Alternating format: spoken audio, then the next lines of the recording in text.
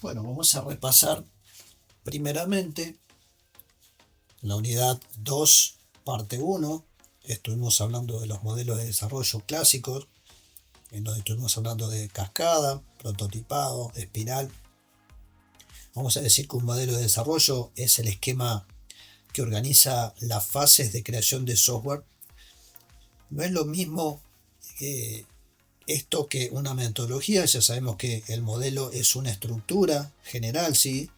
Y la metodología, en cambio, son las reglas concretas y con que se trabaja durante el proceso. Elegir bien el modelo impacta directamente en la flexibilidad, en el costo y en el éxito del proyecto. Entonces, bueno, vamos a ir primeramente a repasar el modelo de cascada. ¿Sí? Básicamente vamos a hablar de 4 modelos: cascada, prototipado, espiral e incremental. En la primera unidad, la unidad 2, parte 1, vamos a hablar de cascada y prototipado. Y vamos a repasar concretamente ahora el modelo cascada. Vamos a recordar que fue formalizado por Winston Royce en el año 1970, aunque paradójicamente él mismo lo presentó como un modelo defectuoso. La industria tomó solo la parte simple, ¿sí?, del modelo y la estandarizó. Es decir, su filosofía es lineal y secuencial, y básicamente tenemos algo como una estructura, un workflow definido primeramente por requerimientos, luego una etapa de análisis, diseño, implementación, pruebas y mantenimiento. Y cada fase debe cerrarse antes de iniciar la siguiente fase. Sus ventajas son la claridad, la documentación sumamente exhaustiva y principalmente predictibilidad, ¿sí? La predictibilidad es la característica más saliente. Por otro lado, su mayor debilidad es la rigidez, ¿sí? Porque decimos que y sabemos que detrás de este término relacionado a esta rigidez, sabemos que los errores se descubren recién en la fase de prueba. Entonces, cuando corregimos, es exponencialmente mucho más caro. Sabemos que se usa cuando los requisitos son estables y no negociables, ¿sí? Y eso está bueno. Entonces, pues tiene una gran utilidad en proyectos de tipo de firmware médico, sistemas aeroespaciales y sistemas donde este tipo de requisitos de estabilidad no son negociables. Bueno, el modelo, eso por el lado del modelo de cascada. El modelo de prototipado, vamos a hablar de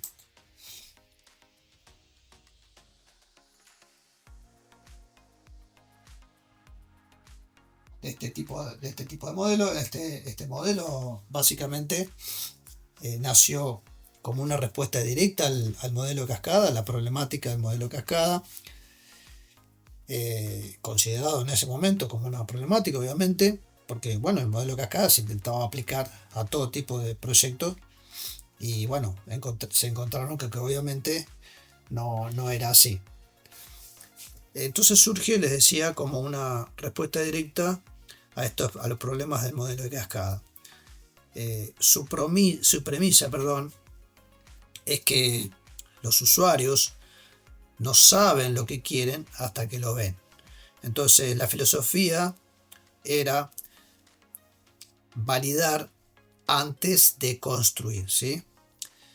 Entonces el flujo es cíclico. En principio hablamos de una recolección inicial, después hablamos de un diseño rápido, una construcción del prototipo, una evaluación del cliente. Repetimos eso y finalmente se desarrolla la aplicación, ¿no? Entonces tenemos el requerimiento del cliente, un diseño rápido, construcción y evaluación que itera hasta conseguir una versión final, ¿sí? Que digamos un diseño que permita un desarrollo final, la producción final del sistema. Recordemos que este modelo de prototipado, ¿sí? Es ideal para productos innovadores, ¿sí? Aplicaciones con alta carga de interfaces y experiencia de usuario, y para clientes con requisitos muy ambiguos. Es bastante específico de eso. Pero bueno, podemos hablar también del modelo en espiral, que un poco también viene a trabajar sobre lo anterior, ¿no? Este modelo fue propuesto por Barry Boehm en el año 1986. Y bueno, es el único modelo donde la gestión de riesgos es realmente una filosofía central, ¿sí? No es un simple agregado. Cada vuelta de la espiral, ¿sí? Tiene básicamente 4 fases. Definir objetivos, en primer término, identificar y analizar riesgos, desarrollar y validar, y bueno, finalmente planificar el siguiente ciclo como para volver a desarrollar el bucle de la espiral, ¿sí? Es totalmente evolutivo, iterativo. Las ventajas son la gestión de riesgos, la flexibilidad, y sus desventajas son el costo, la complejidad, y que requiere expertos en análisis de riesgos. Eso es básicamente una de las mayores desventajas, ¿sí? Y se aplica en proyectos también muy específicos. Estamos hablando de proyectos militares, aeroespaciales, proyectos de gran envergadura, donde el fracaso no es una opción.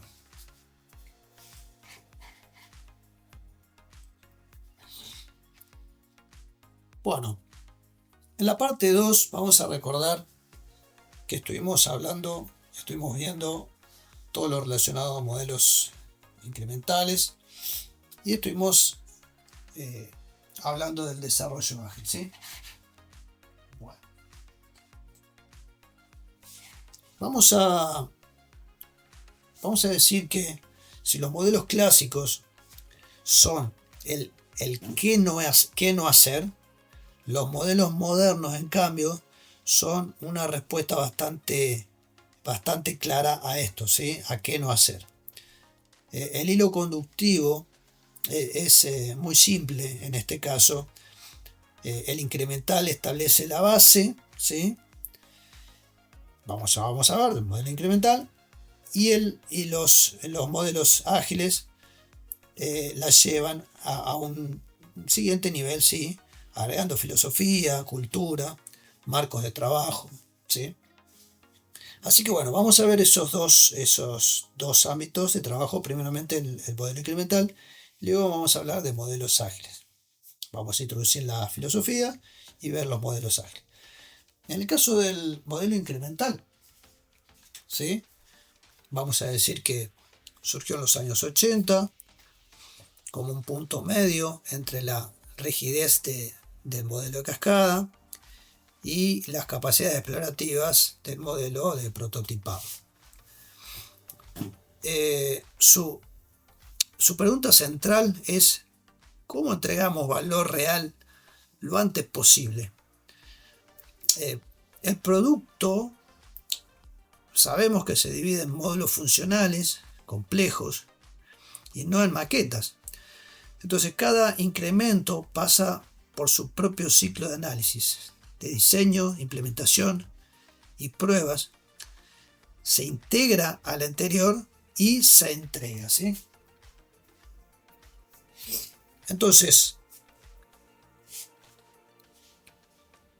llegamos a un punto en que la clave es la prueba, ¿sí?, de regresión. Cada vez que se agrega algo nuevo, ¿sí?, se verifica que lo anterior siga totalmente funcional, siga funcionando, ¿sí?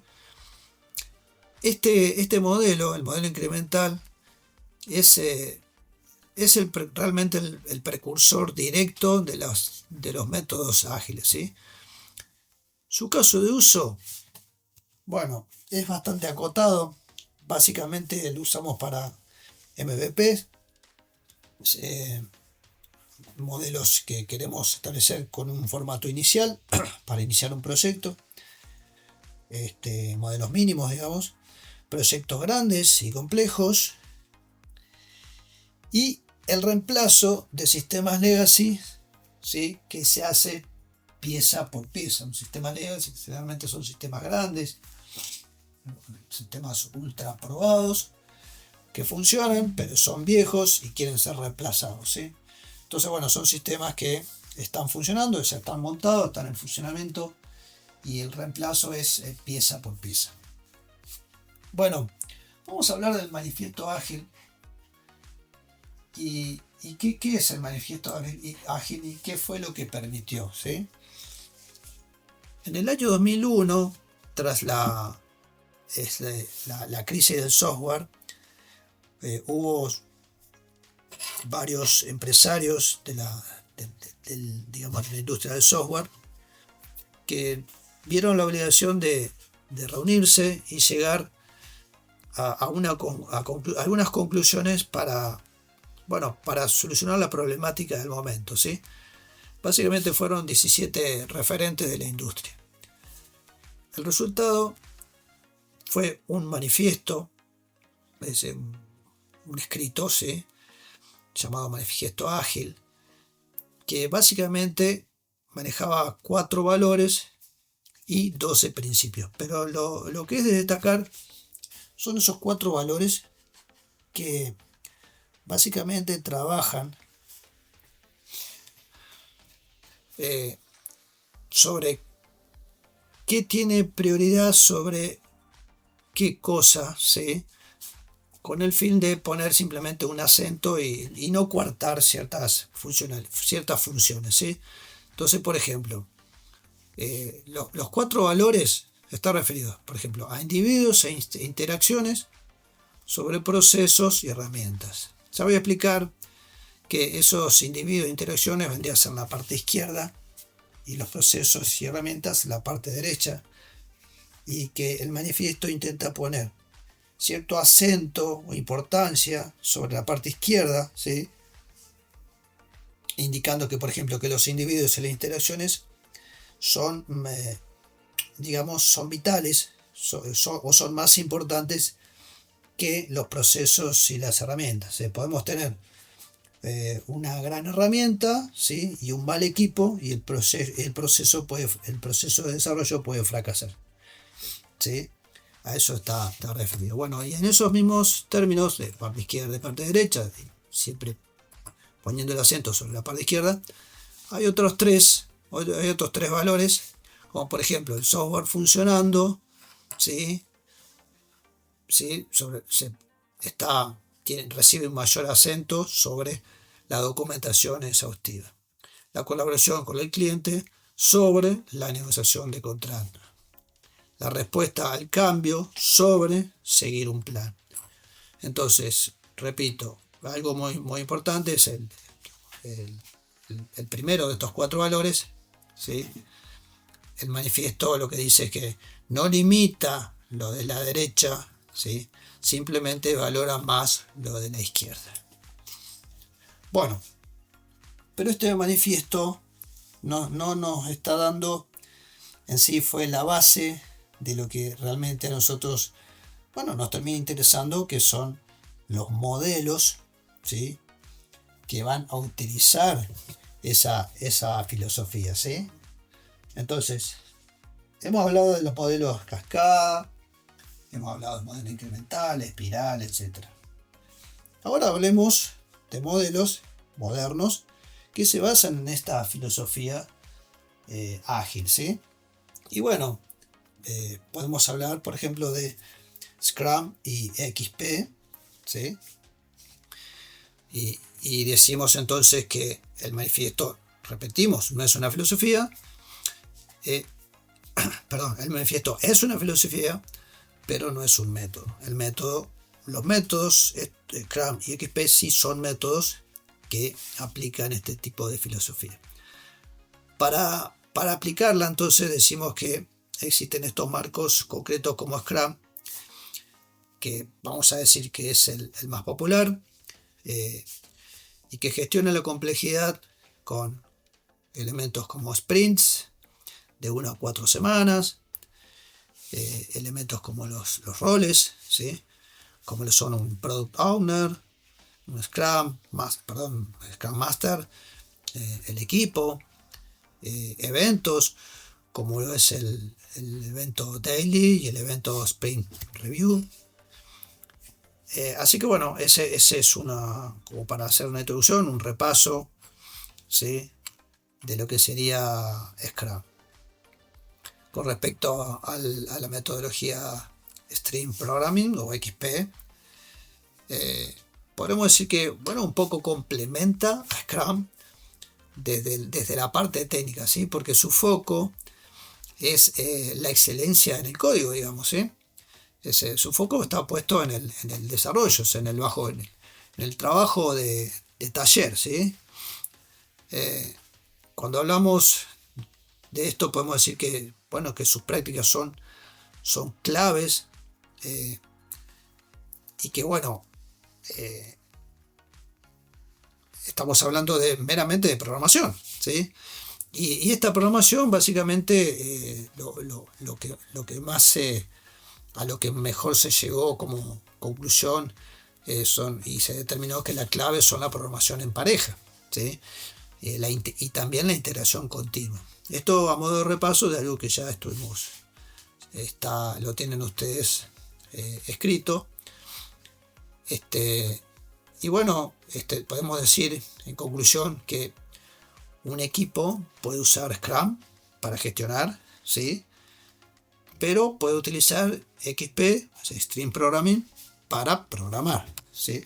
Entonces tenemos una suite a la práctica, aplicable, ¿sí?, en la práctica, de modelos, por una parte para gestionar y por otra para programar.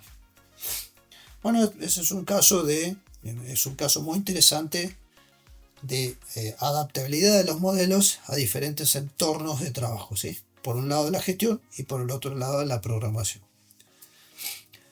Bueno, pero la diferencia más importante, en cuanto a todo lo visto en esta unidad, ¿sí?, no es tanto entre los modelos específicos, ¿sí?, sino entre las filosofías, entre dos filosofías, ¿sí? Porque en principio estamos hablando de filosofías con un enfoque predictivo, como lo son la filosofía que utilizan los modelos de cascada y espiral, ¿sí?, que funcionan como una especie de mapa, es decir, se traza una ruta totalmente completa y predecible, digamos, totalmente prearmada antes de salir a hacer absolutamente nada, ¿sí? Esta ruta es una ruta a seguir como una especie de regla única e inequívoca, ¿sí? Pero bueno, en ese momento nos centramos que construir un software no era como construir un edificio, ¿sí? Entonces el enfoque llega a un enfoque más, un poco más adaptado a lo que es desarrollo de software, y surge los enfoques adaptativos y nace la otra filosofía, ¿sí?, como es la ágil, que funciona como una especie de brújula, ¿sí?, donde sabemos que se conoce el destino, pero la ruta se va trazando al andar, ¿sí? Se descubre el camino a medida que se va avanzando. El cambio para el predictivo, ¿sí?, es un error de planificación. Pero para el adaptativo, el cambio es una superventaja, ¿sí?, una ventaja competitiva. Ninguno, chicos, ninguno es universalmente superior. El predictivo se aplica cuando los requisitos son fijos e inamovibles, ¿sí?, en el caso de los desarrollos que estuvimos viendo, ¿sí?, aeroespaciales, etc. En cambio, el adaptativo aplica en la mayoría de los proyectos modernos, ¿sí? Que hoy en día se utilizan, donde existe la moneda corriente es la incertidumbre, ¿sí? Y el cambio son este y el cambio es la norma, ¿sí? Así que bueno, como conclusión podemos decir que el desarrollo del software evolucionó de planificar todo desde un principio a aceptar que no podemos saberlo todo de antemano, ¿sí? Y que hay que entender cuándo usar cada filosofía, ¿sí? Es una habilidad importante, ¿sí? Porque bueno, cada filosofía tiene sus pros y sus contras, y bueno, saber eso es una habilidad central de un ingeniero de software profesional.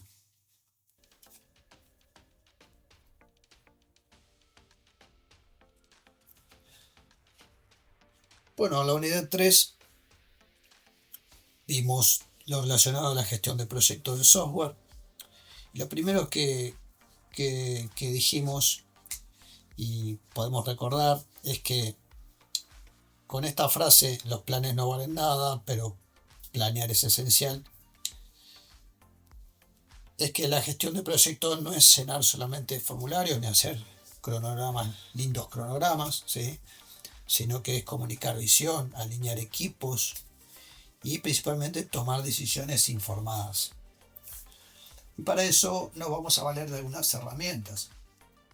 De lo primero que vamos a hablar es del roadmap, que es una herramienta estratégica de alto nivel que, bueno, muestra hacia dónde va el producto a lo largo del tiempo. Su foco no es el qué o el cómo, sino para qué.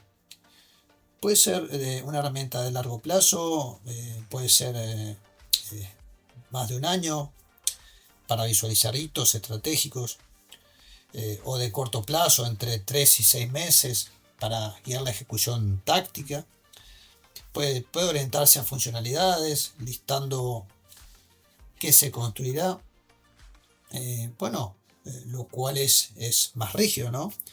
O a objetivos, definiendo qué se quiere lograr y dejando abierto el cómo, lo cual es mucho más flexible y recomendable en entornos ágiles, ¿no?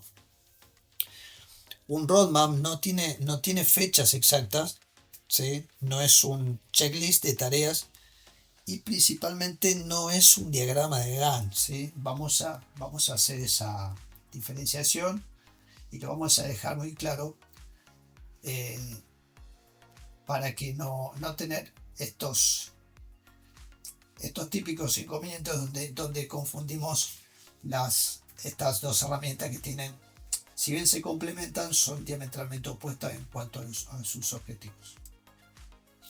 Entonces vamos a hacer esa diferenciación, vamos a dejarlo claro y vamos a repasar que esta distinción es algo sumamente importante. Vamos a repasar que el roadmap comunica visión, comunica dirección estratégica, es una herramienta flexible, se actualiza cuando cambia la estrategia y su audiencia son directivos y stakeholders. En cambio, los diagramas de Gantt se utilizan para planificar, para controlar la ejecución detallada del proyecto, ¿sí? Indica tareas, fechas, dependencias, recursos. Es netamente operativo, chicos. Es rígido y se actualiza constantemente. El roadmap responde qué haremos y hacia dónde vamos, pero Gantt, el diagrama de Gantt, en cambio responde cómo y cuándo lo haremos. Ambos son necesarios, pero para momentos y audiencias totalmente diferentes, ¿sí? Bueno, vamos a hablar de las estimaciones. Y este es un aspecto muy interesante porque decimos que estimamos para tomar decisiones más informadas, ¿sí? Decisiones informadas, no por obligación. El concepto de estimar, dentro del concepto de la estimación, digamos, es clave el concepto de cono de incertidumbre de Bowen. Vamos a hablar del cono de incertidumbre de Bowen. Vamos a recordar que al inicio de un proyecto, ¿qué es lo que dice este cono de incertidumbre? Que al inicio de un proyecto sabemos muy poco. También sabemos que las estimaciones son imprecisas, pero que a medida que avanzamos, estas estimaciones se vuelven mucho más exactas. Por eso los enfoques ágiles, chicos, no estiman en horas, sino de forma relativa, ¿sí?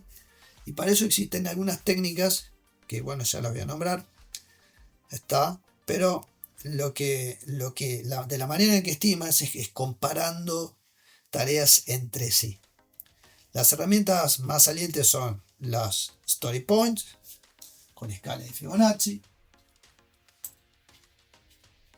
¿sí?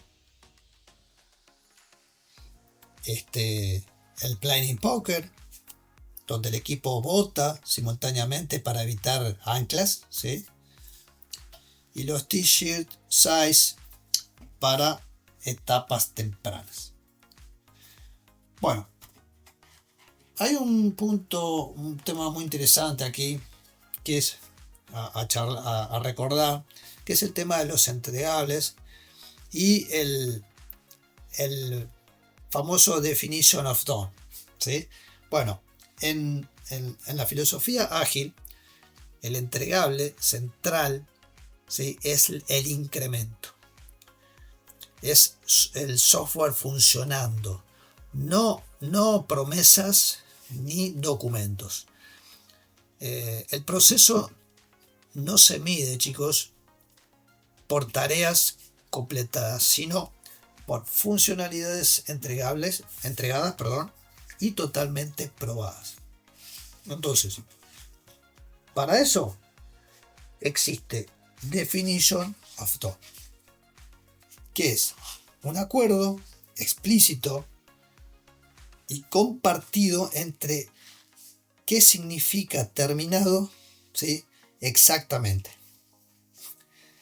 Repito, un acuerdo explícito y compartido, ¿sí?, entre los miembros del equipo y todas las partes involucradas sobre qué significa exactamente el término terminado, la palabra terminado.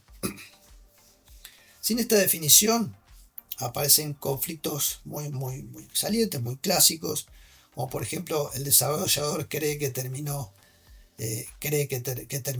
al cerrar el código, o el product owner espera también la documentación y las pruebas, etcétera, ¿no? La deuda técnica, chicos, nace cuando se sacrifica calidad para cumplir fechas.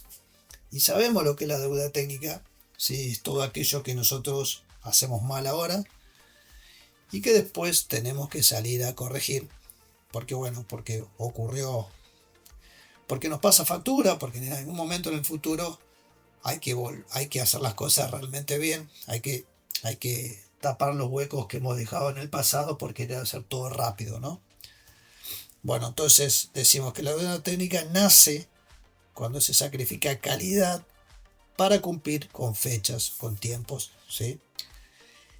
Y esa deuda técnica crece hasta que el equipo invierte tanto tiempo pagándola, ¿sí?, que termina siendo, digamos, es tanto el tiempo insumido, ¿sí?, que es mucho mayor que el desarrollo propiamente dicho o el desarrollo de un nuevo producto. Imagínense que la deuda técnica es tan grande que se compara con prácticamente hacer el producto nuevamente de cero. Así que bueno, a modo de cierre, de conclusión de la unidad 3, podemos decir que la gestión de proyectos moderna no se trata de controlar, sino de hacer visible los problemas antes de que sean sumamente costosos. Decimos entonces que cuanto más temprano se detecta un error, más barato es corregirlo. Un bug en unit test sí cuesta minutos, ¿sí? En unidades de testeo, ¿sí? Unit test decimos con unidades de testeo, cuesta minutos. En producción puede costar miles, ¿sí? Y la confianza principalmente del cliente es el mayor de los costos. Ahora vamos a hablar de las dos herramientas que un desarrollador siempre utiliza para trabajar, que es primeramente el IDE, ¿sí? Donde podemos escribir el código. Hoy en día podemos interactuar con agentes de inteligencia artificial, podemos interactuar con el mismo repositorio, sea local o en la nube. Y bueno, y por otro lado también vamos a repasar todo lo relacionado con Git y GitHub para el control de versiones. Git y GitHub son dos herramientas que existen en el mercado hace muchos años, principalmente Git, pero bueno, la verdad es que hay otras herramientas que también hacen lo mismo. Así que bueno, esta herramienta que nosotros vamos a ver, estas dos herramientas que nosotros vamos a repasar hoy, son dos herramientas que son las que vemos acá en la materia. Bueno, primeramente en relación al IDE, básicamente podemos decir que tiene tres funciones básicas, ¿sí? Una es el resaltado de sintaxis, ¿sí? Hace que, por ejemplo, una comilla sin cerrar se detecte visualmente, ¿sí? Antes de ejecutar nada en el código, ¿sí? Esa es una. El otro es el autocompletado inteligente, o también llamado IntelliSense. A pesar de IntelliSense es un trademark de Microsoft, ¿sí? Que, bueno, analiza las clases, las variables que ya declaramos. Y, por ejemplo, si escribes el nombre del objeto, te muestra exactamente los métodos que tiene el objeto, la documentación, ¿sí? Etcétera. Todo lo relacionado al objeto te lo va a mostrar. Bueno, eso es una gran ventaja que hace muchos años que existe, que es el autocompletado. Y bueno, y finalmente también podemos hablar como una tercera característica, un depurador, ¿sí? Lo llamamos depurador, pero básicamente es la funcionalidad que elimina la necesidad de tener que andar ejecutando un console log por todos lados, ¿sí? Utiliza una funcionalidad llamada breakpoint, ¿sí? Que nosotros podemos poner en cada línea, y eso hace que el programa detecte que ahí queremos conocer el valor exacto de una variable, ¿sí? De la salida de una función, etcétera, etcétera. Bueno, todas esas que nosotros solemos tirar en un console log para ver qué está pasando en el bajo capot, lo podemos hacer mediante esta función de breakpoints en el IDE, ¿sí? Estas funciones son básicas de todo IDE, así que bueno, no están solamente en VS Code, que es la herramienta que nosotros estamos recomendando usar. Pero bueno, en referencia a esto último, podemos decir que el console log termina usándose un montón. En realidad, en desarrollo termina utilizándose muchísimo, porque podemos mostrar, nos da mucha soltura escribir y en consola lo que nosotros realmente queremos, ¿sí? Bueno, vamos a hablar ya ahora más del control de versiones. Pero bueno, nosotros vamos a centrarnos en cómo funciona realmente Git y GitHub, y qué es lo que nos provee, qué beneficio nos provee. Bueno, el principal beneficio obviamente es el control de versiones. Antes nosotros guardábamos en una carpeta diferente, con un nombre diferente, la versión, ¿sí? Bueno, esto hecho a la manera, a la vieja usanza, o de manera cavernícola, vamos a decirlo así, muy vieja. Lo cierto es que Git existe hace muchos años, desde el advenimiento de Linux, que fue Linus Torvalds quien introduce la herramienta en el mercado para el versionado del desarrollo del sistema operativo de Linux. Así que existe hace bastante tiempo. Pero bueno, estas técnicas ya, digamos, esta forma de trabajar obviamente con el advenimiento de Git, quedó totalmente relegada. Nosotros podemos tener fotografías o snapshots exactos, o sea, commits exactos en cualquier momento de la versión que nosotros queremos guardar, ¿sí?, de nuestra aplicación.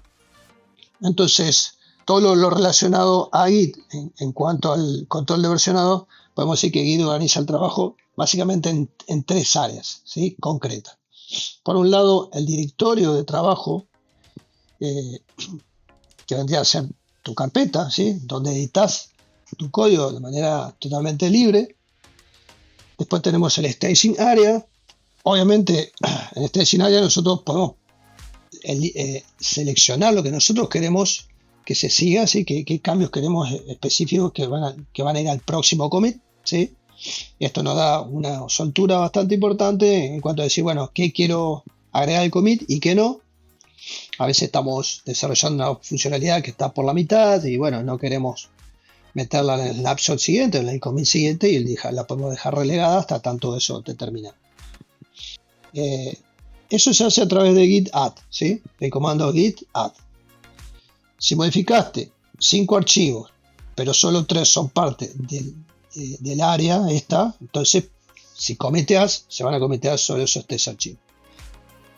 Y después tenemos el repositorio Git, el famoso .git, que es una carpeta oculta, por eso tiene un punto adelante, que es donde viven los commits, es decir, donde se guardan los commits,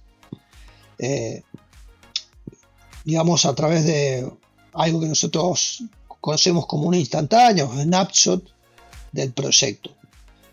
Y obviamente lo importante de todo esto es que podemos volver en cualquier momento a cualquier snapshot, cualquier instantánea, ¿sí?, cualquier commit anterior, en cualquier momento, sin destruir absolutamente ninguno de los otros, ¿sí? Entonces vamos a tener un apuntador que va a ser siempre la snapshot o el commit, que es el que está activo, que va a ser siempre uno, que es con el cual nosotros estamos trabajando y el que se está ejecutando, ¿sí? A veces nosotros, por ejemplo, nos cambiamos de rama y vemos que la aplicación reacciona a esos cambios porque realmente lo que está haciendo Git es cambiar ese apuntador para indicar cuál es el snapshot del commit o la versión del sistema que está activa. Bueno, respecto a las ramas y las sincronizaciones, podemos decir que la rama main, ¿sí?, debe contener siempre código estable. Esto es la base fundamental y muchas veces nos preguntamos ¿por qué esto de main y de las ramas? ¿Sí? Porque en realidad Git permite trabajar de manera paralela o los equipos pueden trabajar de forma paralela en diferentes etapas, diferentes partes del proyecto. Uno está corrigiendo un error, el otro está avanzando en un fix, etc. Y en algún momento todo termina confluyendo a la versión final, que es el que tenemos en la rama main. Entonces, cuando querés agregar algo nuevo, creas una rama, por ejemplo, feature sobre barra mi nombre, ¿sí? O corrigiendo el error tanto, o arreglando tal cosa, o mejorando tal otra. Trabajamos ahí de forma aislada y, o sea, de manera aislada, estanca, totalmente estanca, ¿sí? Y cuando está listo, ¿qué hacemos? Lo fusionamos nuevamente utilizando merge, ¿sí?, con la rama principal. Para sincronizar con GitHub, utilizamos el comando git push. Y bueno, perdón, no solamente trabajamos con el repositorio a través de Git, porque eso implica trabajar con un repositorio local, ¿sí?, sino, muy importante, trabajamos con repositorios remotos, porque la gran ventaja del repositorio remoto es precisamente poder trabajar en equipos, porque a través de Internet diferentes equipos están todo el tiempo produciendo en sus ramas diferentes features, diferentes correcciones, etc. Y en algún momento necesitamos mergearlas con la rama principal y para eso tenemos un repositorio compartido, es decir, en la nube, con obviamente un montón de funcionalidades adicionales, ¿sí? Son funciones de valor agregado que estas empresas, ¿sí?, proveen no solamente, el núcleo digamos, de funcionamiento básico, que es este que estamos hablando, el tema de las ramas, poder mergear con la rama principal, etcétera, sino que agregan a través de esa función, una vez que te tienen cautivo dentro de esta plataforma, te ofrecen una avalancha de funciones de valor agregado, como por ejemplo control el control de lo que vos subís para detectar errores, ¿sí? El poder utilizar diferentes partes de la aplicación para poder subir eso, a su vez a crear una imagen en otro lugar donde se almacenan imágenes, por ejemplo imágenes de Docker, etcétera. Hay un gran conjunto de funciones que rodean, ¿sí?, a esta funcionalidad principal, que es la que estamos viendo. Pero bueno, para no irnos tantos por las ramas, para poder la conexión entre Git y GitHub es a través de un simple Git push, que lo que hace es publicar en nuestra rama remota, ¿sí?, los cambios de la rama local. Git pull es lo contrario, que sería bajar, ¿sí?, la versión remota a la rama local. Trae los commits, ¿sí?, que subieron tus compañeros a tu rama local. Y una aclaración que genera confusión es que master es master, ¿sí?, y main son técnicamente lo mismo, ¿sí? Solamente que vamos a decir que desde el año 2020 GitHub adoptó main como nombre por defecto. Entonces eso por ahí puede traer confusión. Yo les recomiendo, más que master, utilizar main, que es lo que se estila utilizar hoy en día. Entonces, como cierre, podemos decir que GitHub y VS Code no son opcionales.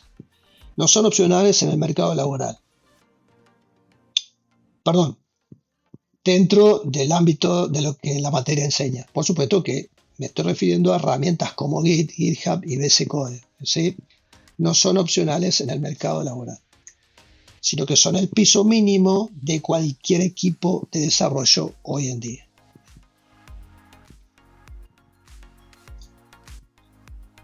Bueno, ya iniciamos el trabajo con el IDE, ya estamos versionando, ya estamos generando código, pero bueno, lo cierto es que en un equipo aparece una pregunta que ninguna de esas herramientas nos puede responder, digamos, ¿sí?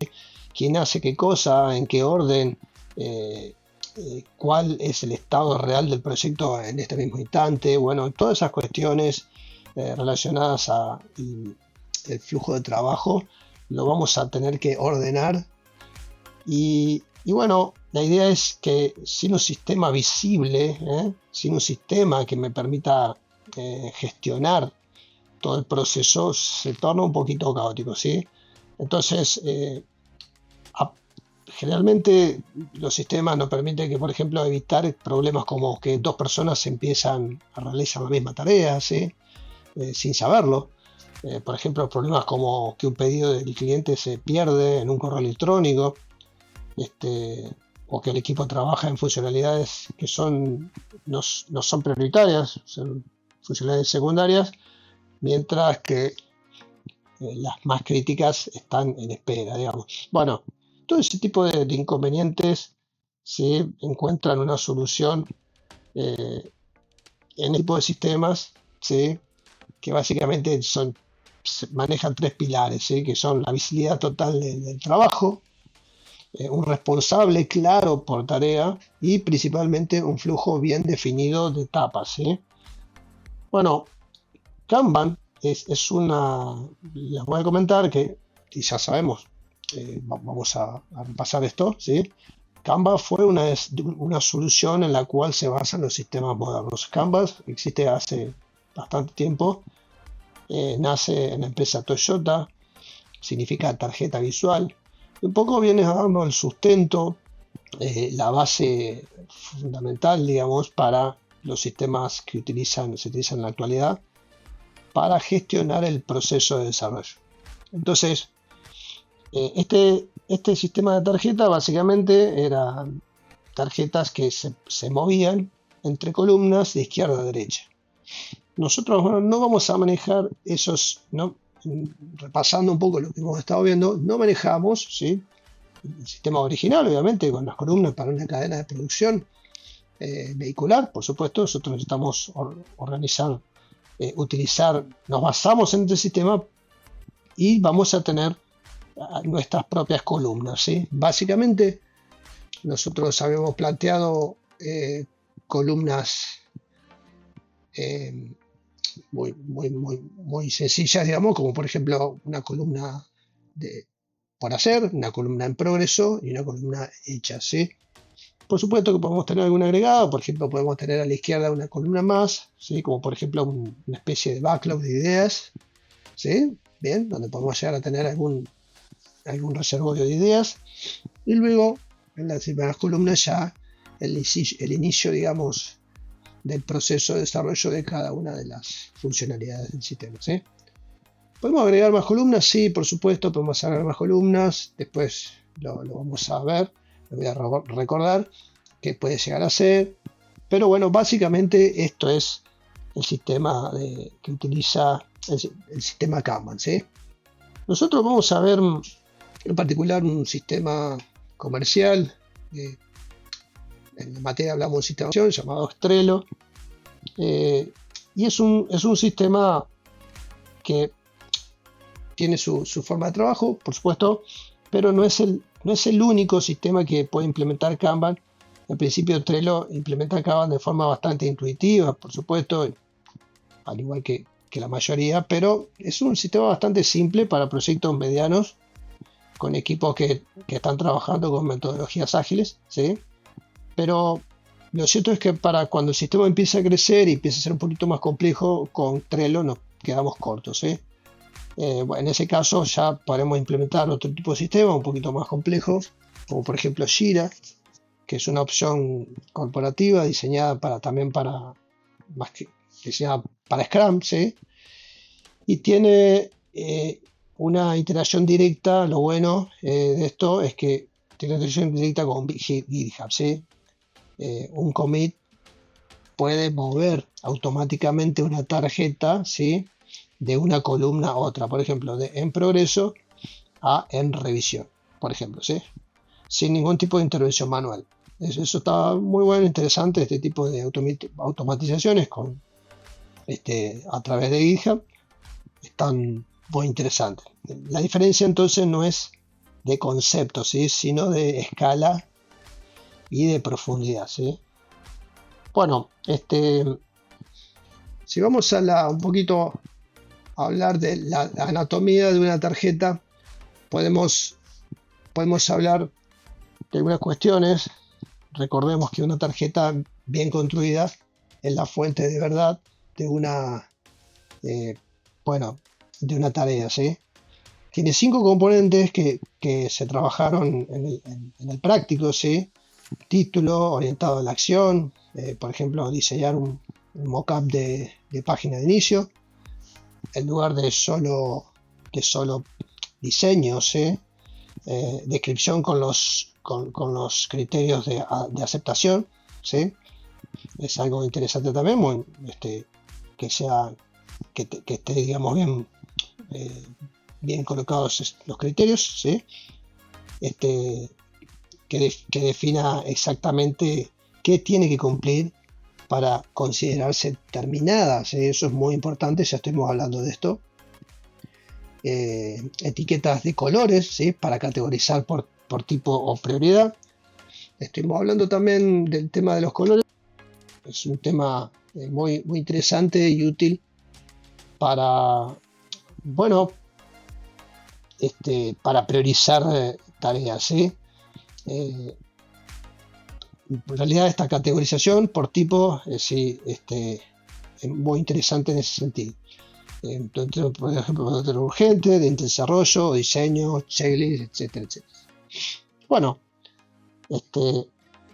vamos a repasar que vamos a, como repaso, voy a dar un simple ejemplo. Por ejemplo, si tenemos que bocetar un header, diseñar un footer, definir una ubicación de galería, es algo vamos a dejarlo claro que es una utilidad muy simple pero muy poderosa, ¿sí? Eso es como a modo de repaso este tema. Y por supuesto el historial de comentarios que reserva las decisiones y el contexto para cualquiera que abra la tarjeta en el futuro. Ese es otro aspecto importante también. Bueno, podríamos dar un cierre al final entonces a este tema. Un tablero bien armado entonces hace que cualquier integrante del equipo entender el estado del proyecto completo, ¿sí? En, digamos, 30 segundos, ¿sí?